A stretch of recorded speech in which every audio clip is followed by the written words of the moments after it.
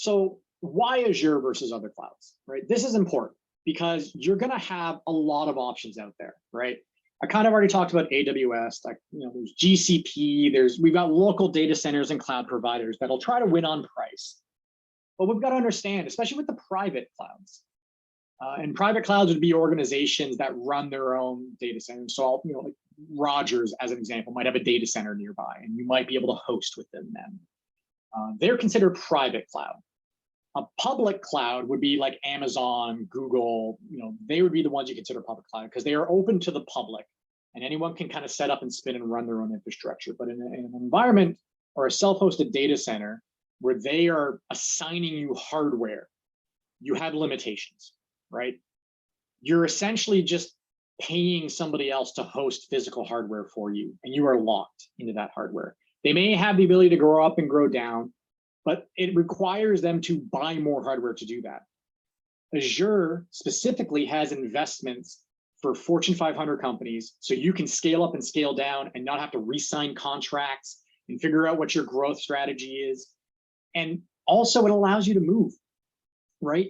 If you need to move to other data centers, if you need to move to other organizations, if you need to shut down and scale down, Microsoft's not going to hold you to a contract or you engage 3 years, here's our buyout.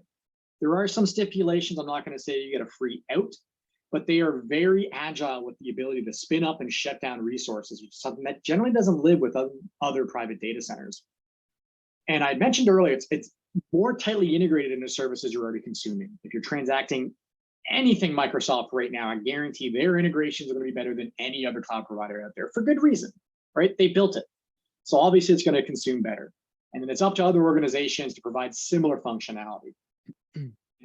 It's second kick at the can. You're always going to probably want to go with the person that built the technology first. So that leverages into better integrations, which we talked about with your Office, integrating into your Azure virtual desktop and integrating into your endpoints. And it can be more cost effective when leveraged correctly. Scaling is huge. Paying for what you're using.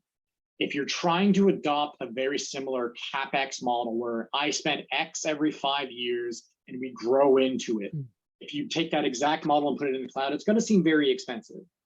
So there is a shift, and organizations like Pace Technical have this mindset and methodology to build your environment really almost for the next 30 days. What do you need?